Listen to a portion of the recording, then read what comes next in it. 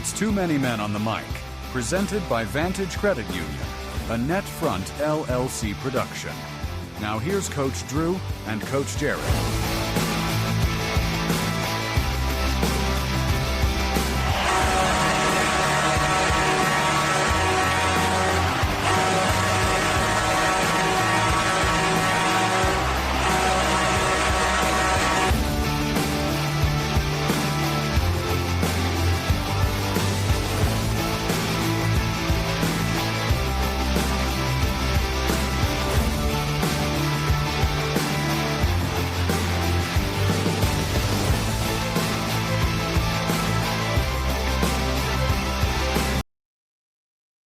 That was an abrupt stop. Sorry about that. It's supposed to fade out. It's supposed to fade out. It is the August 13th episode of Too Many Men on the Mic. It's middle of August, which means hockey season is literally right around the corner. I'm catching myself checking things like, what's my subscription service going to be for watching the Blues this year? I'm obviously in the St. Louis market, but, FanDuel went out of business, and they had like 6 other NHL clubs besides the Blues. So is it going to roll over? Do I need to go get some new subscription? How many steps is it going to take to work on all the TVs in my house? These are critical things that I need to know before the puck drops on the real games here. So just some of the laundry list of things going through my head. I mean, if you liked another team besides the Blues, or if you moved, you could watch the Blues. But it seems like in this town, something tells me there's a Detroit reference coming. You know what? I'm not talking about that team. We're not talking about Detroit. We're not even gonna I've had an emotional roller coaster of a weekend. I dropped my young son off at school for the first time, and the last thing I need right now is to get my blood pressure up. Talking about the hockey team that resides in the city of Detroit. So have you already started looking at his room and saying how much musical equipment you could fit in there now that he's gone? Well, the nice thing is he's in the palatial finished basement that's got the carpeting and the acoustic type ceiling. So it's like it's perfect for it. It's a recording studio in the making. Absolutely. There you go. Absolutely. There you go. And you don't have to tell him. You can just come home and be happy for you. I mean, that's the thing, he can just come home. I'm not gonna put his bed out in the garage. Although his brother might try to take his room before he gets home. There's that whole thing as well. So you've gone through it. You dropped your daughter off. I think 4th time's the charm for her, right? She's she's on her way. This is it. This is the last mile marker.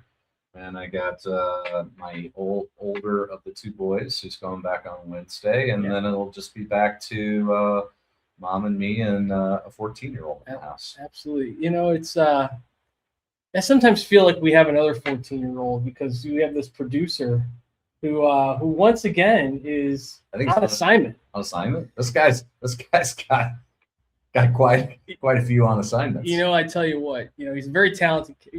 We would call him in the biz. He's a talented kid. He's a baseball guy, right? So he's like a 5-tool baseball guy. So what you're saying is it's the throes of baseball season, and that comes to calling. Well, all I know is that there's this old saying in coaching, every sport, the best ability is availability. So now we're just messing with you, Grant, because we know you're listening, and we also know that you're going to be out next Thursday at the 20th at Fallon's Irish Bar and Grill to listen to Too Many Men on the Mic live acoustic version. That'll be a coin flip. Well,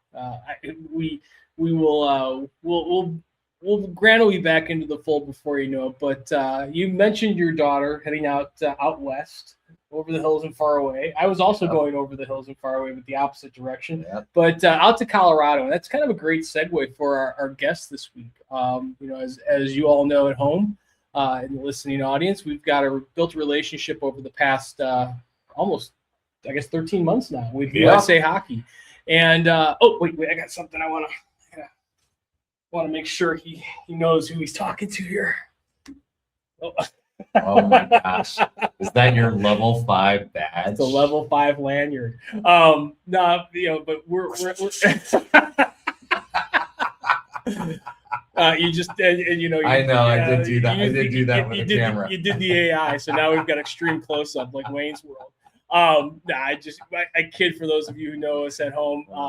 But had a chance to meet our next guest briefly in Columbus, and just so excited that he's able to come join us here today. We're going to talk about some things that are pretty important as we head into the hockey season, mainly when we're talking about parents and organizations. But this a good follow on from last week. This gentleman resides out in the Mountain Time Zone. I believe he's in Colorado Springs.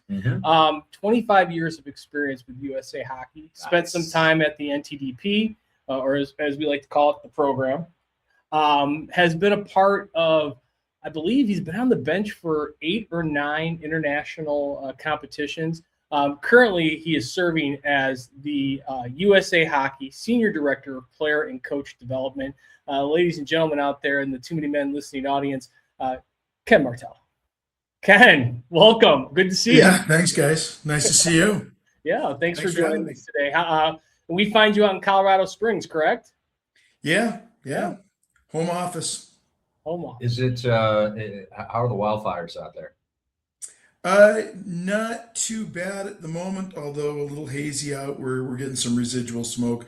There's nothing that is super close to us, but obviously, depending on the day, we get quite a bit of air pollution, and we've had a few bad days, but usually there are no bad days in Colorado. Let's put it that way. Exactly. Lots of sunshine. Well, for a while, the conspiracy theory was like Canada was trying to get us back for winning the gold medal. And, I had to cancel a trip to Michigan because the air quality was so bad because of the wildfires coming down from Canada. So hopefully things, the wind blows north instead of across Colorado Springs. And you guys have good quality of air out there and have a little bit of fun as you wind down the summer. So how have you been? And tell us a little bit about some of the things that you've been working on with USA Hockey. It's been a lot of change, a lot of things going on. Yeah, obviously busy. It's interesting. People think that the hockey season should be our busiest time, but I think for our staff, there really is no off season anymore. We have our player development camps and a lot of things going on in the summer months that take our time. We do a lot of coaching programs. We just wrapped up our national goaltending symposium in Boston this past weekend. Steve Thompson on our staff put that on, had a couple hundred coaches from around the United States, and I think 7 different countries were in attendance. So a big event there. And these type of things just in the off season, because we sort of have access to people, keep our staff really kind of hopping. But then once the season starts, it's like everybody else. We're off to the ice rink and away we go. As you said, it's coming quick. And so, there's not a lot of time to do. We always have new things going on. We're working on a few different projects. We have one with an NHL partner on visual perception for our athletes. And there's some research papers that are starting to come out on that, which is, I think, really interesting for our coaches. We're looking at biological maturity in our athletes. Just the kids that are in the average club around the country. What does it look like for them, that kid that hits their adolescent growth spurt early versus maybe late? What are the advantages, disadvantages? What might some things that USA Hockey can do to kind of help both ends of the spectrum? So some interesting projects that are going on, and it's sort of job security. There's always something that needs to be done. So we're busy. Well, Ben, I love that we're talking about parents. This is a great segue from the show last week. For those that didn't listen to the show or didn't have an opportunity to hear the show last week, we had some urban legends, and it was around conspiracy theories that parents have around placement of their kids, or their kids not being placed correctly, or the fix is in and here's why. So I feel like this is a great topic this week. Just continue that dialogue. And now we're talking about parents again, but not conspiracy theories, but just good parent behavior, a good primer right before the season gets started, right? Yeah, for sure. When we talk about these, Drew and I are both coaches, and it invariably, having also served on hockey boards and coached for, decades plus here, the questions always come up. Parents tend to be, like straddling that line between advocacy and agency, as I like to call it. And I used to always tell, we have the parent meetings. I love talking to parents, and we can talk all day long. But the minute I start talking to an agent, the conversation kind of stops. And so we'd like to give our audience some things from USA Hockey about constructive parent behavior, ways to stay supportive, and understanding beyond just the etiquette, how do we support our kids, keeping them in the game? Because as they tend to grow, we've seen studies, we've seen it firsthand that sometimes parents almost push too hard and ends up pushing their kids out of the game. And so, before we, start hitting this line by line, give us a little bit of overview of some of your thoughts and some of the positions that USA Hockey takes on providing support to parents and families. It's a tough sport. There's just no two ways around it. Yeah, it's okay. It's a long journey, to get where some people say they want to go to if you want to play at the highest level of sport, whatever, but 99% of our kids don't ever reach that. Sport itself can provide a lot of really good things for us. I know I have a passion for the sport because I had a great childhood experience with it. So when we look at how kids move through this, it's really, there's this triad of the parent, the coach, and the player. And if they're all not in sync, then things tend to maybe not go so good. It's really a partnership between all three, especially as they move through sport in general, even at the highest level. Now, the responsibilities of the parents and what they can do to support, certainly when your child is young. I mean, you're the one that's doing a lot of the you are driving them to the ice rink, right? You're the driver. You're the one that probably selected or helped them select what sport to play. You're deeply involved in a lot of things. And then it's over time, how do you turn that responsibility for development over to the child? How do you sort of back off from the one doing everything and being involved in everything to letting the kid sort of figure some things out along the way? And there's a nice balance over the course of their career, from a lot of involvement on one end when they're starting, to really nothing other than just being around to support as best you can towards the later stages of this. So, it's finding a balance, and where do you fit and how do you help them along the way? And the most important thing there is just being there to support them without trying to do too much coaching and too much overdoing it. It's you have a coach for that, and you want to make sure that they're getting clear signals. You talked about communication, that you're willing to talk to any parent, but when the agent gets there, right?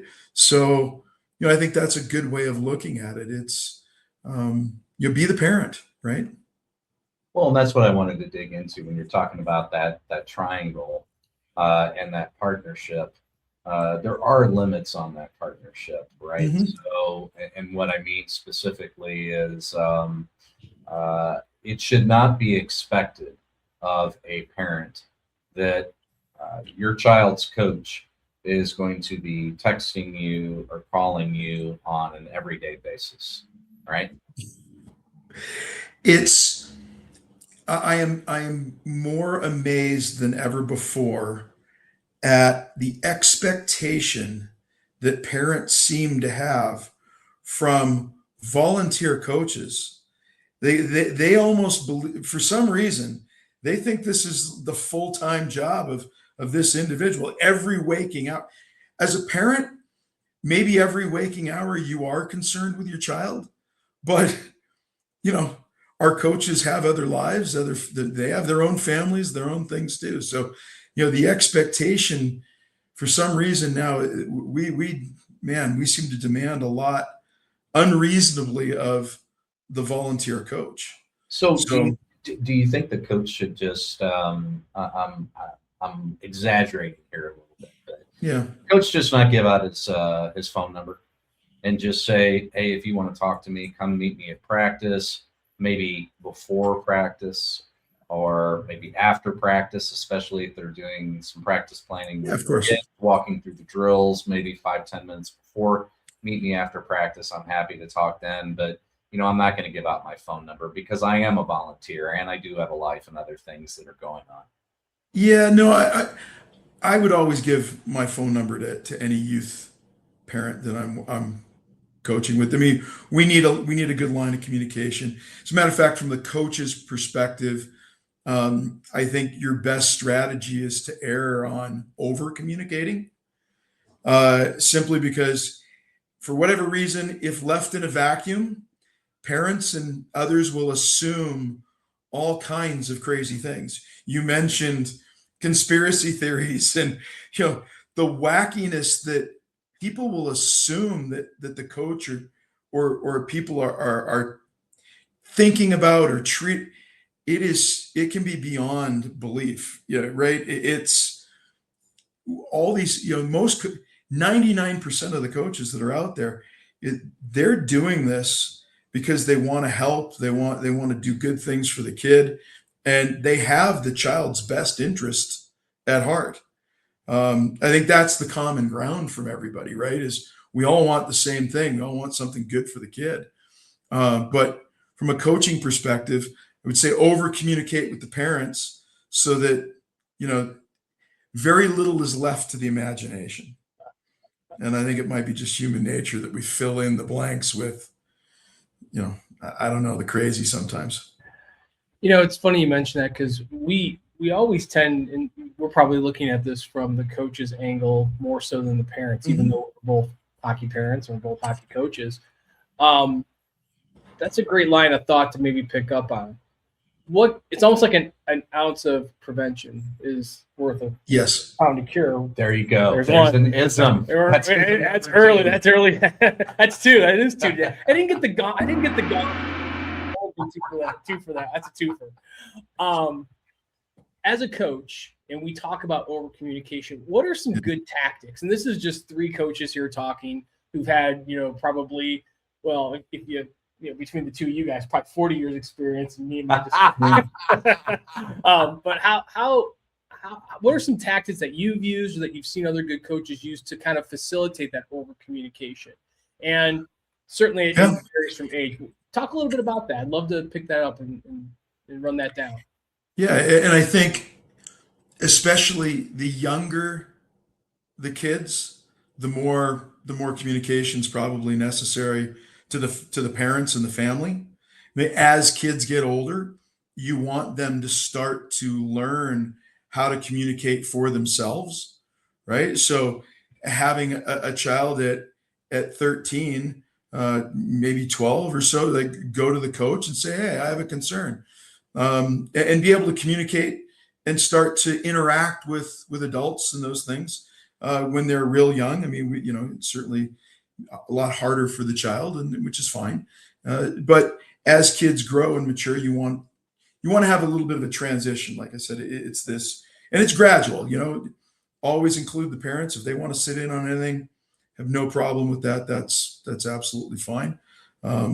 They're minors, so parents should have some involvement in things that are going on. But from a parent perspective, I think it's important that if you have questions, do reach out, but be respectful of the coach's time. I was told my kid, hey, if you have a problem with the coach, go talk to him. It's, you have to build a relationship with your coach. For you to be successful as a player, the better your relationship with the coach is, the more you're going to understand how he's working with you, how she's working with you, then, great, go do that. If you don't have the the answer you want, or you couldn't communicate something and you feel that we need to help you out a little bit, yeah, we'll do that. But you give it a go first, because I wanted my kids to, learn to, again, communicate with adults and others, and that's just part of growing up and learning how to be a good teammate, be a good kid in the program, etc. So, but yeah, it's not an all or nothing. There's this scale that shifts as we go. Yeah. Ken, what have you seen, and have you had enough time and data to be able to look back? We're on the backside of the first year of U9 AAA hockey. Okay. And so, and keep in mind that our audience is the 90% of the players out there, right? So most of our parents, coaches, kids that are listening out there are A, B, and C level players. But what I'm wondering is, now that AAA has gone down to a lower level, what kind of impact that has had on the parents? And specifically what I mean is, are you seeing parents at the 6U level saying things like, well, should I register my kid for 12 camps this summer? Because if I do that, then by the time they get to U9, they'll have a chance at being a AAA player. What have you seen on the backside of that? Well, and come at this from a lot of different directions. First, it should be known that USA Hockey does not recognize AAA hockey at 10 and under. All hockey 10 and under our umbrella is recreational. Yeah, right. That's how it's registered. Yep. Now, a local affiliate or somebody else, because of the absurdity out there, okay, they put labels on teams, which has some real negative effects on our players and player pool and all that. And I'm not. That's a whole nother podcast. Yes, it is. Right? Yes, so, yes, it is. But I understand, like, the labels create pressure and these things. So, I think from a communication side of things, from a coaching, I come at this from the coach side of things. I've been a coach all my life. This is what my background is. This is what I do. I'm in charge of player development and coach development. I don't spend a lot of time on parent development. It's not, the parent's not a member of our organization. They are through their kid, but there's something to be said about it, though. Yeah. I mean, So no, for sure. Like, again, parents we want good. Look, a good parent is an ally. Yes. Right. I mean, an informed parent is an ally, right? Because they can then communicate to others, when they're in the know and things start to get wacky, they're armed with the right information to be able, that's not quite right. So, from a coaching communication perspective, for example, I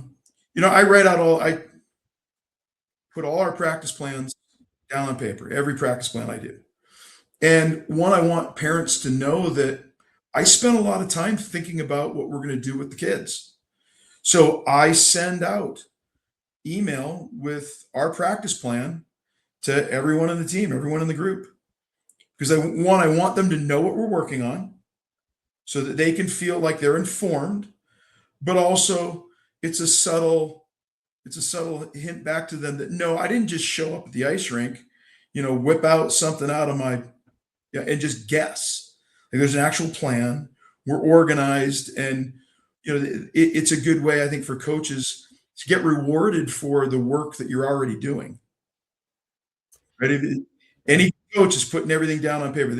They are taking time beforehand to, I know we're all busy as coaches, but you said you were going to coach, so I'm not driving and writing something down on the napkin before I go on the ice. Right. So parents, right, they'll get a sense for what it is that we're doing. And then I can communicate through that practice plan, the things that I think we need to focus on, et cetera. So, these are subtle ways to communicate. And then there's the, we can do something on the weekends or after games or whatever. I have not done this, but I know a coach that would have a quote press conference after each game. That's awesome. A little press conference. He goes, hey, look, this is how I thought we did. This is what I thought was wrong. This is what, and good or bad, I'm going to spend a few minutes and I'll answer a couple questions, and I think the humor of it, the connectedness, the constant communication never really lets any angst build up with the families and parents. As a coach, when you go weeks at a time without having some type of communication, again, parents will assume something. They'll put it, So I can go full Rick bonus though at the end of the season. Exactly. I love. I think that's the way, but that was somebody else's thought on how to do it. What I thought was pretty interesting, Well, the practice plans is right is a sharing practice plans, especially at the younger age, because oftentimes you'll get parents who maybe aren't experienced with hockey and they would like to know what they're seeing out there if they're watching practice. But Ken, we got to take a quick break and pay a quick bill. We want to dive into a couple of things that you said and touch on some more of these topics, especially like we talk about coaching in the car and things of that nature. So if you can hang on, if you don't mind, we might have some trivia too. Somebody's going to go double or nothing because the mountains that he has to skate at practice on Friday. But we'll be back with Too Many Men on the Mic with Ken Martell in just a moment.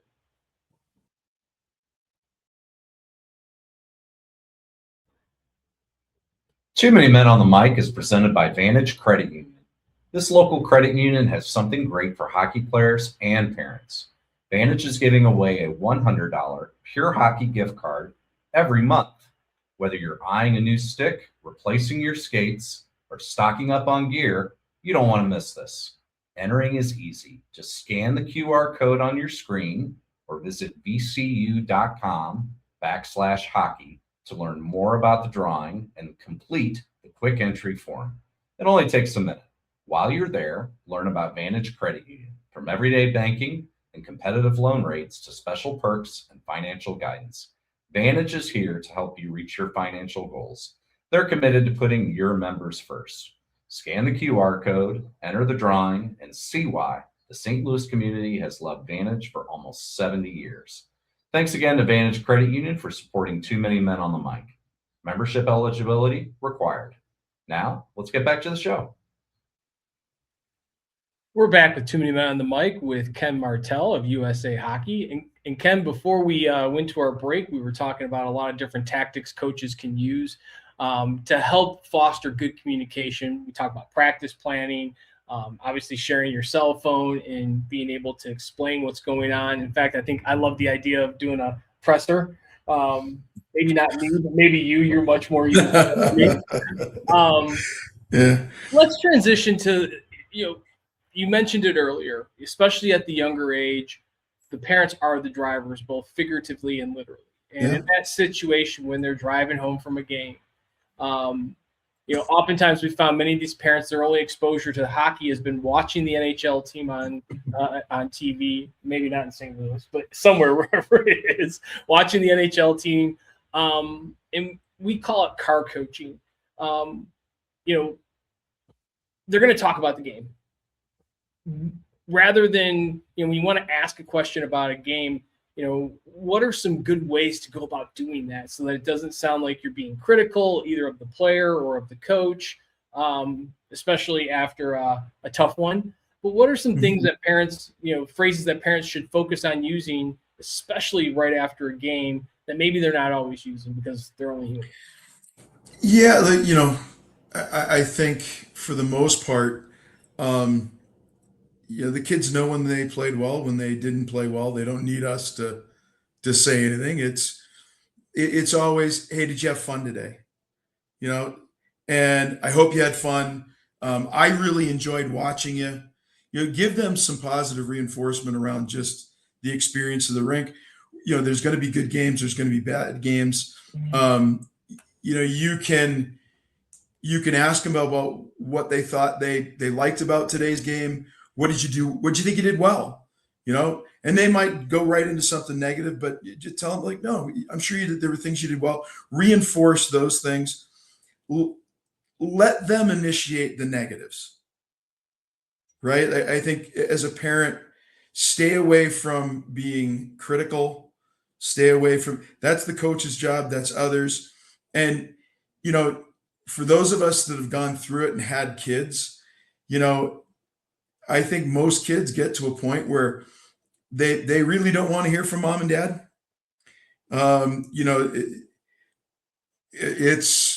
They just don't. They don't want to hear the negative. And so the best thing you can do is be as positive and supportive, and let them, if they want to talk about it, they can, but really be careful on giving them, overstepping into that critique side of things, because that's a way to shut your kid down, close off the conversation. And that's not what you want in the car. You get precious time with your child driving to and from the rink. It may be the only time where they actually talk to you, right? I mean, kids running around, like, they're busy, they're families. So I think don't make that experience a dreaded ride. Do your best to make it something that's positive. And you know what? The kids will kind of turn around, and your mom and dad, once they know, they'll probably open up about some of the other things, and maybe you can have a deeper discussion. But be careful on going negative or talking about the negative side of things. I think let them initiate it a little bit. It is sort of cautionary. Ken, sometimes I've seen parents will be talking in the warm-up room. Might be during practice with other parents on their team, or let's say you're splitting ice. This is where I've seen it happen frequently. Splitting ice, there's two teams out there. And then you might have a parent that doesn't know the game as well as certainly we do as coaches. But I've seen this happen before. I'm out here watching practice, and why doesn't my practice look like the practice going on the other side? Should have went 5. So I'm sure you've encountered stories like this. And so, what advice do you have to these parents that you can share? Yeah. Well, first off, every single team is different. Every group of individuals is different. They're all at a different place. So by nature of our players being different than everybody else, again, they're all at different points. So we have different things to work on than another group. So I don't know what's going on at the other end of the ice. I'm not really maybe paying attention, because they're working on what that coach thinks they need to work on. We're working on what we've shown you, what we've talked about. This is what we need. And I think another good coaching tactic is when, how do you include parents? How do you get them more involved? One of my coworkers here still has a daughter that my kids are old, grown, gone, married, have come through the system, et cetera. But I have a work colleague that is right in the thick of it still with his daughter. And what he does is he gives every parent a job. And that way they feel more included. They're actually involved in maybe what it is we're doing. Like, for example, hey, I need someone to track practice for me. And so here's how many shots our kids are getting here. So they're going to take some statistical things around practice. I have somebody, he has somebody videotape. He has someone assigned to do off-ice training for him. Finds the right people, gives them a job, gets them involved. Hey, we need this equipment every day in practice. So your job is to make sure that equipment that's at the rink is available on the bench when we need it. So again, the more you start involving everybody, the more they're aware of why you're doing what you're doing on the rink. you know, I think there's less of these questions about why it's different than what's at the other end. Well, and I think too, the ability or inability of your coach at 12U is not going to prevent or advance your kid to the NHL. I mean, some of it's a bit of perspective as No, well. actually, it's funny. Across all sports, the United States Olympic Committee and Paralympic Committee have done. They do it after every Olympics. They've done it multiple times through the history of their existence. And they give a survey to the athletes, and the athletes themselves will tell you that really didn't learn much about the sport from my youth coaches. That really wasn't, but what it was how they made me feel. Right? That's our job as coaches when we're coaching kids. It's how do they make that child feel? Do they love coming to the rink? That's the primary driver. Yep. A lot of them will say, like, I played at a fair level. I was never an NHL player, but got to play Division I college. I like to look back. I had a coach, maybe the best coach I ever had, got on the ice in his tennis shoes. Right? I mean, phenomenal coach. They want to have conversations with you. They want you to. They want to feel like you care. He's a guy that on our team we had 5 full scholarship Division I players at a time out of Southern California. Like, and it wasn't because he went around and collected a bunch of. This was just kids at our local club that turned out like that. I can't remember him teaching me much of anything about ice hockey other than how he made me feel.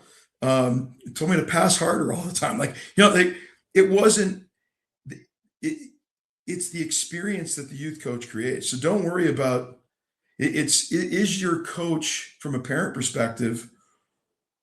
Can he help your child fall in love with the game? Because I love that. Well, unless the kid actually loves it, they will never put the time and energy in that they need to be successful. We can't do it for them. And as a coach, I can't make a player learn. Learning is done by the learner, not to the learner. This is just the way learning is. We're clipping that. We're clipping that. Right? That's excellent. No, seriously, it's true. You can't make anyone learn that doesn't want to learn something. Right? So but can we create the right environment where they are motivated to learn, that they love it? The more they love it, the more they're going to focus, the more they're going to concentrate, all those type of things, And from a parent's perspective, that's what we want for kids when they come to sport. You want a good experience where the kid, if they are the ones that drive it, if they have that motivation and passion, then it'll take care of itself later on. I love so much of that. And it's funny how, as a coach and even as a parent, you're probably a great hockey parent once your kids are no longer playing hockey and they're 18, 19, 20 years old, because you've kind of gone through it. And so, another aspect to all of this, Ken, is just in looking at this from some parents' perspectives, it's an extremely expensive sport. Oh, yeah. And many of these parents, many parents are looking at this as like anywhere else I think this type of money, there is a level of accountability or there's a return on investment, probably the wrong phrase to use, but how much is that pressure and anxiety of the cost of our sport, you think, add to, some of the parental behavior that can be counterproductive? And again, this is just us talking at this point. No, that pressure is real. No question about it. And, I wish there was some way from USA Hockey's perspective that we could, make our sport less expensive. I mean, we have in certain ways, like with our ADM, we've shown how you can put multiple teams on the ice. Like when I grew up, you had, 11 11, 8-year-olds practicing on a full sheet, and Full sheet, yeah. like that cost a lot of money. 60-foot Not all passes, that man. productive. 60-foot passes. Well, and it's not that productive. So, No. what a waste of parents, resources and all those things.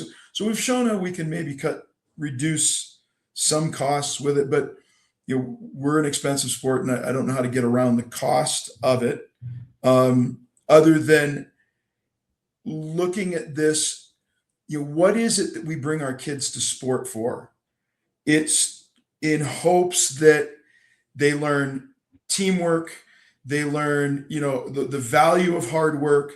They learn to be, socially better with their peers. They learn all these things that hopefully are going to help them down the road.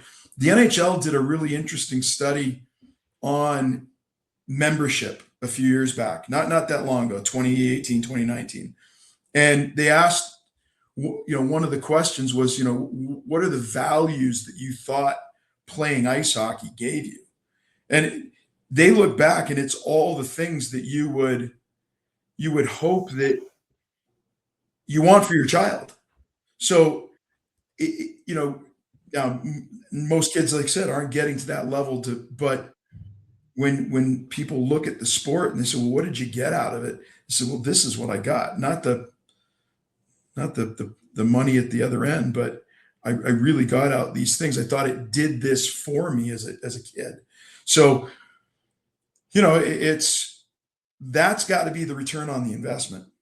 And we have to look at it like that. If they happen to get to a level where they get paid to play or are getting compensated in some way to play, gravy, wonderful.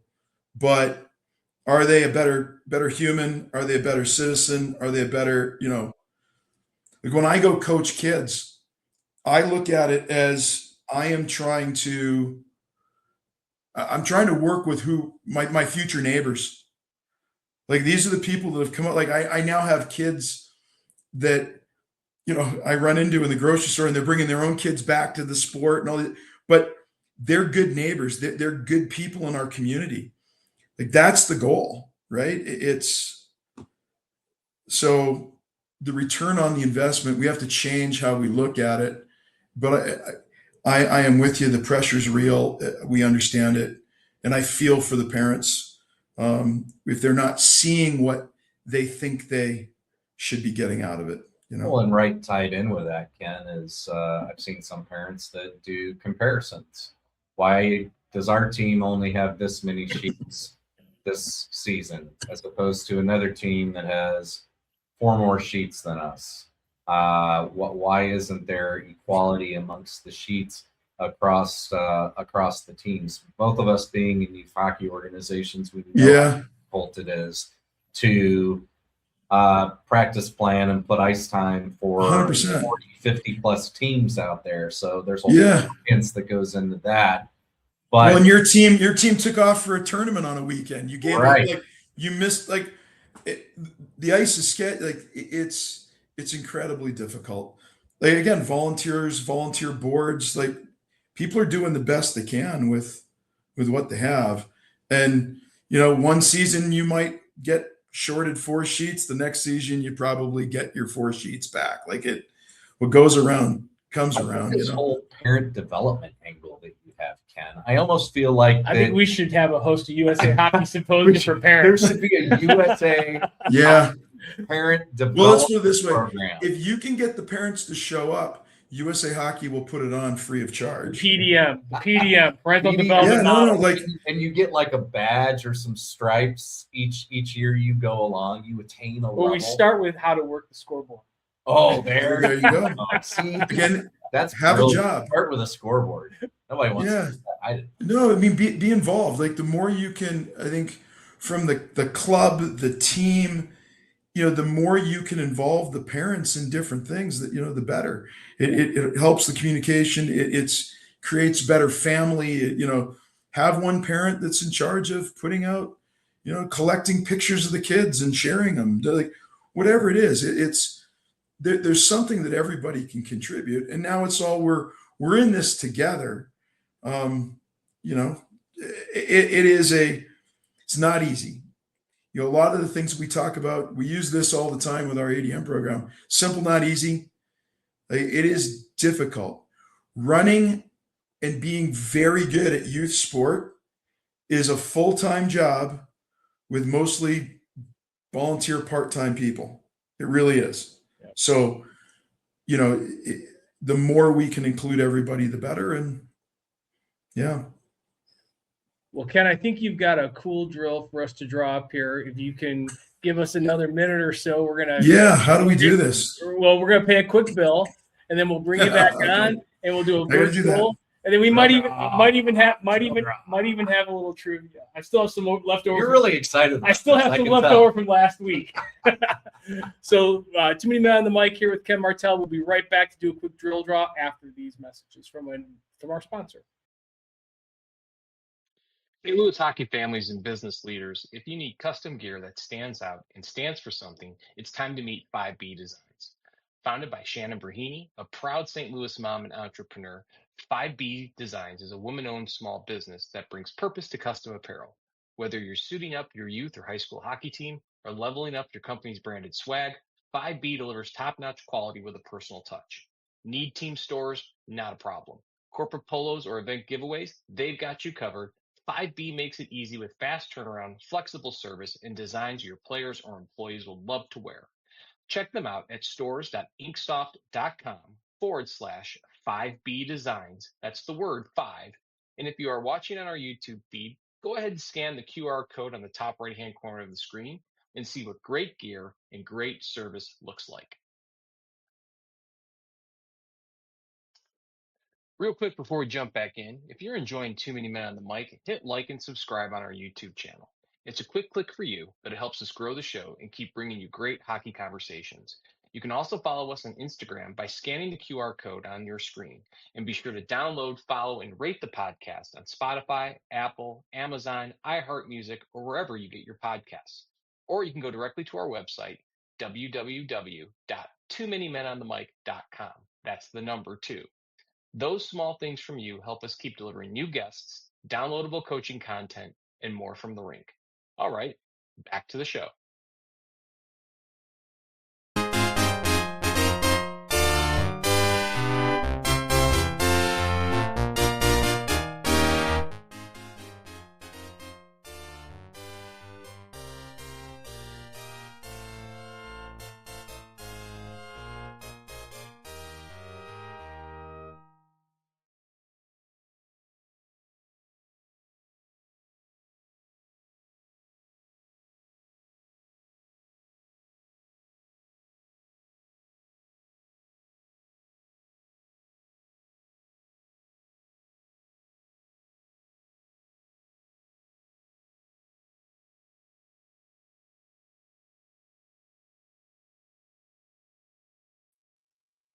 An awesome, well, I'm going to call it awesome, drill and game that Ken is going to help us draw up here, and then we'll post this to our website for coaches, players, and parents alike to download.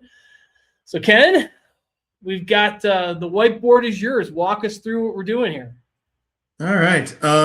This is a cross ice game designed to give our players some reps at collecting the puck off the wall. If you go back and you analyze our sport, the puck ends up on the wall or coming around the wall an awful lot in our sport. And so that kind of puck retrieval, puck collection, the ability to do that off the wall and then still perceive where pressure's coming from, be able to collect the puck and make a play is a big time skill for us across all levels.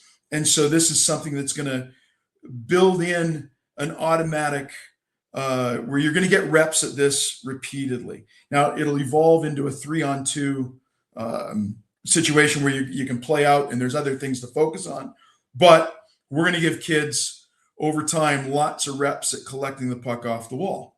So we would start in an end zone, setting the nets up cross ice. All right. Inside the circle. Yep. There you go. That's fine. One on the other side. We would have a coach at the blue line by the boards on both sides. All right, coach. Okay, coach at Right the here? blue line. Yep, right there. And one on the other side. Those coaches will have pucks, and they're the ones that are going to start the rep each time on a whistle. So we would start where this is a 3-against-2 in the zone. Well, let's put one team at the blue line on one side, the other team at the blue line on the other side. So, yep, there you go, player. And then the other team, same thing right on the other side. Perfect. Okay, so let's start with 3 blues inside the zone, say somewhere in the, yep, there you go. You can put them out anywhere. And by the dot there. Okay. You have goalies in the net? Yeah, they do. Goalies are in the nets for sure.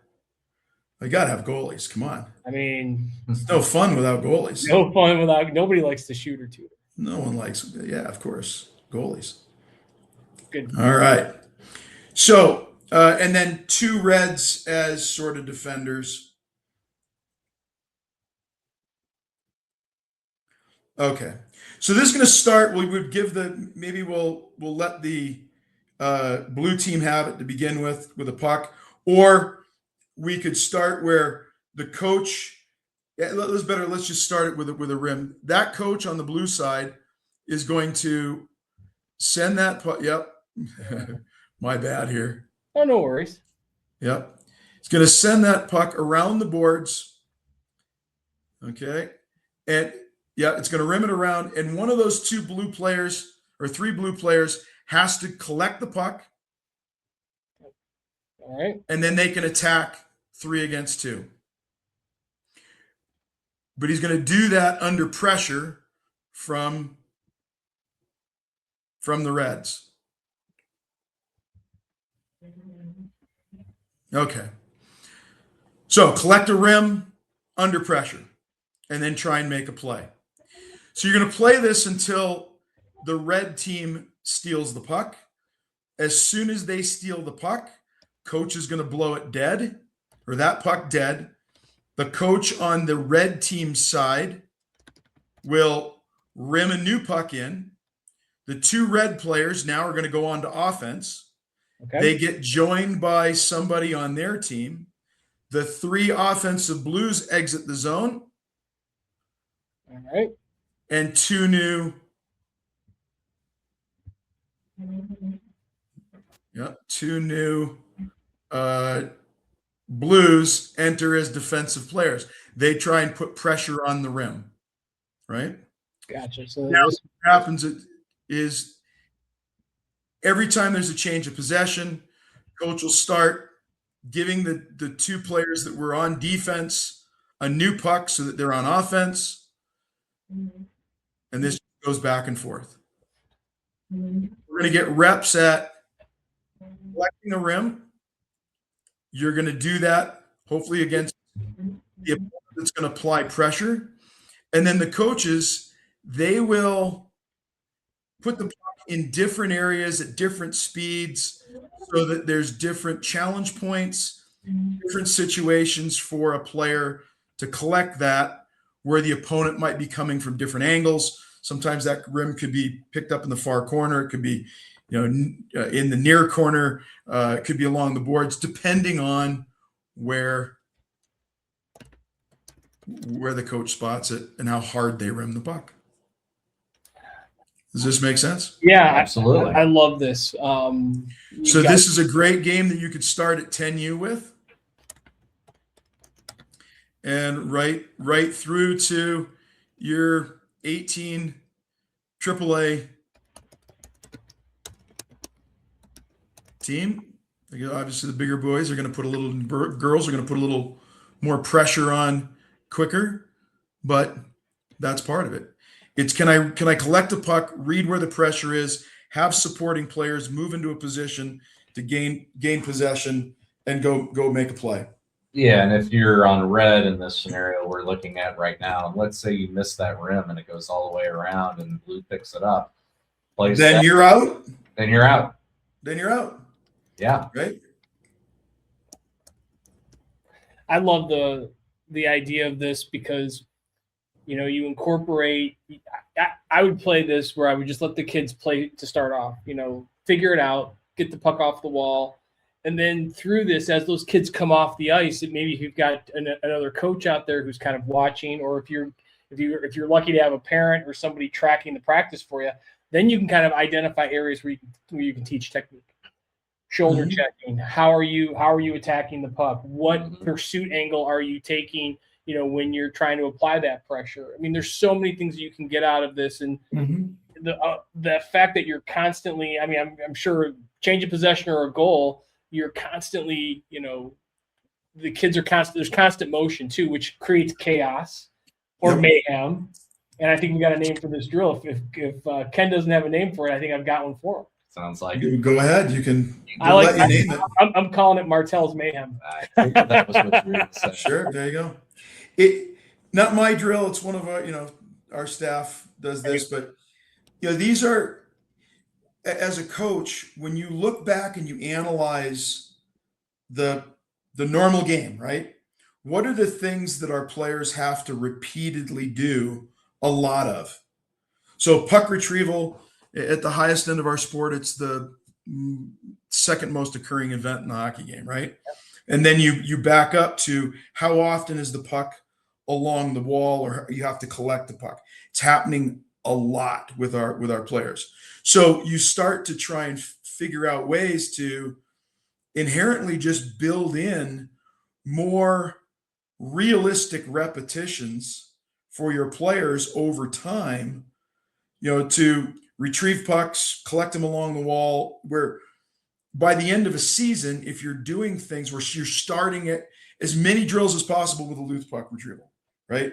Yep. Starting drills with something that's coming around the boards where they have to collect it, right? We might give it to an offensive team, but somebody's coming. They have to do something under pressure. We don't want to just here, you get to start with a puck all nice and comfortable. Yep. We want them to get reps at the things that they're going to have to do in the hockey game. And so we can just build in little ways to do this and maximize, their opportunities to learn. He's putting the vegetables in the ice cream.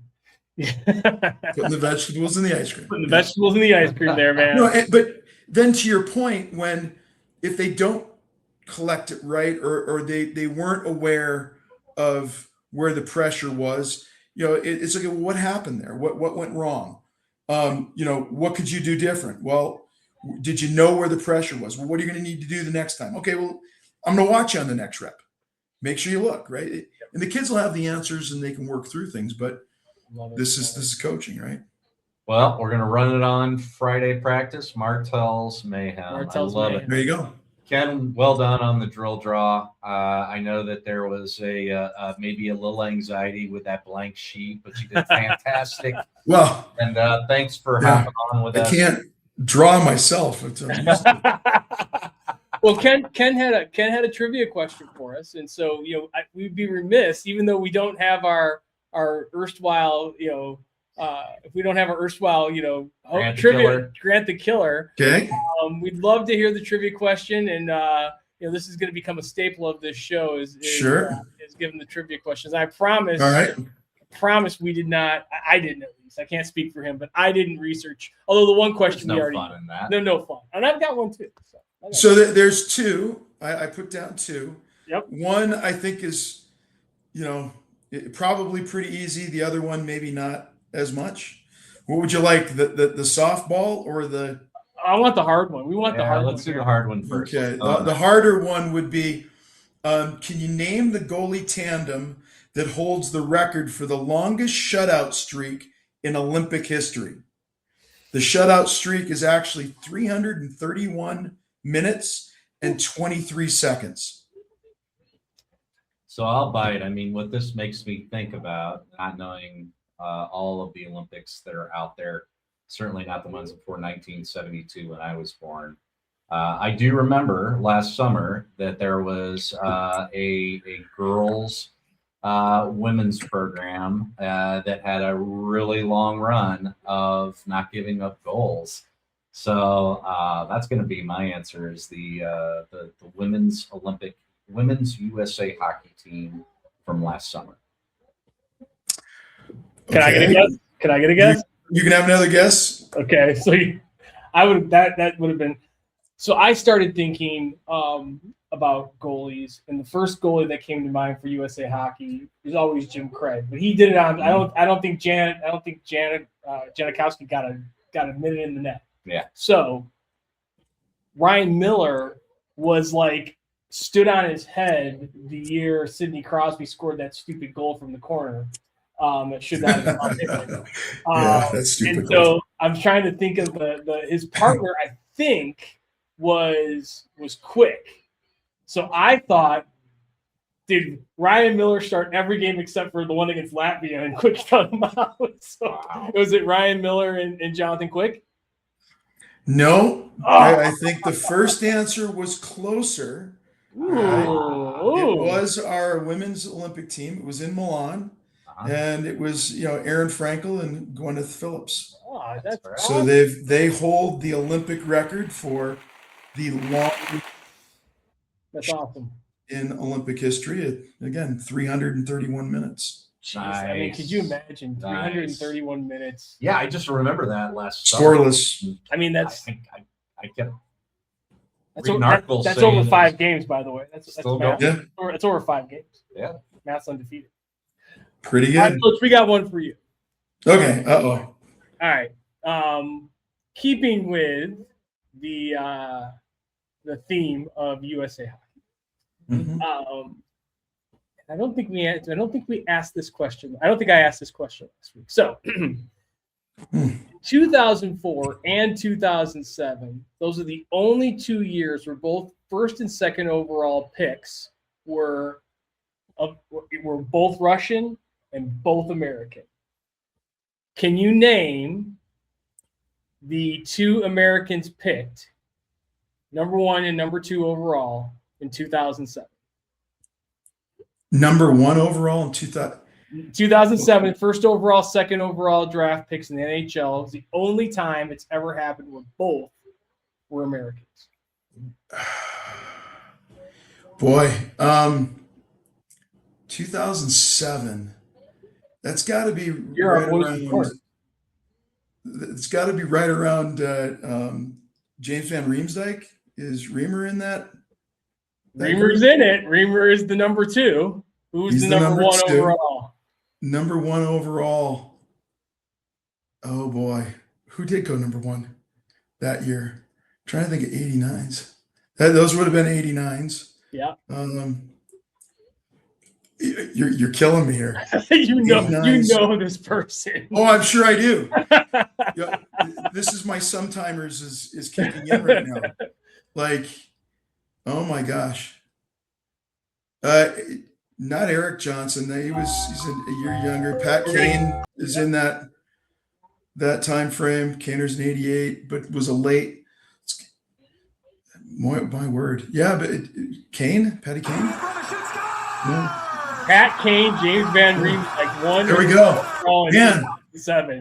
Yeah, I'm trying to think of the answer to his softball question too. Patty. Yeah, for sure. For sure. And then the Russian guys in 2004 were these dudes called Ovechkin and Malkin. Yeah. Yeah. No, I remember when both those guys were. One's in 85, one's in 86. Well, Ken, thank you so much for joining us. It's been a long time coming. We're very appreciative of you giving us your time, and more importantly, appreciative of everything USA Hockey's meant to our show and to everybody around this country who plays our sport. Looking forward to seeing you again here soon and having you back on the show. Yeah. And there's a lot of great things happening, and we can't thank you enough. Thanks. Oh, and look, you guys, we appreciate you communicating, good stuff. I mean, you have a show that parents, coaches, people should listen to. There's some great information, a little bit of reality, a lot of fun around the sport. It's kind of what hockey is supposed to be, right? So I think you guys do a really good job of representing what the youth hockey experience should be for people. So thanks, Ken. Thanks for the kind words. Appreciate Ken. the kind words. Good luck the rest of the season, and thanks. We'll talk to you soon. Sounds good. I did the stupid thing with the I did it again. Oops, I did it again. If you're watching us on YouTube, every time you make a hand gesture on this, That's right. with this AI-driven AI-driven technology. Yeah. You know, I'm never. Every conversation we have with the USA Hockey guys and gals I take at least 3 or 4 things away. Oh yeah. And I'm just so Parent great development. Love it.